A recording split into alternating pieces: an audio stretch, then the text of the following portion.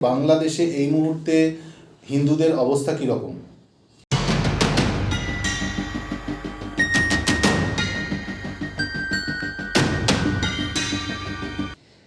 বাংলাদেশে হিন্দুদের অবস্থা ভালো নয়। যখন রাজরোষ সাধারণ সমাজের উপর নেমে আসে, সেই সময় মানুষ বড় অসহায় হয়ে থাকে। বাংলাদেশে এখন এই অবস্থাই হয়েছে যে রাষ্ট্র সমর্থিত যে উগ্রপন্থা,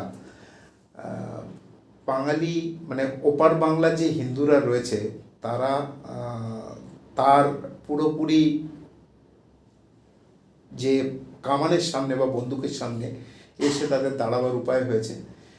এটা যদি এরকম হতো যে খালি কিছু একটা জনগণের ফ্র্যাকশন, সেখানে আমরা সবাই জানি মুসলমানরা সেখানে সংখ্যাগুরু, প্রায় 90%-এর 92%-এর কাছাকাছি, 92% কাছাকাছি রয়েছে।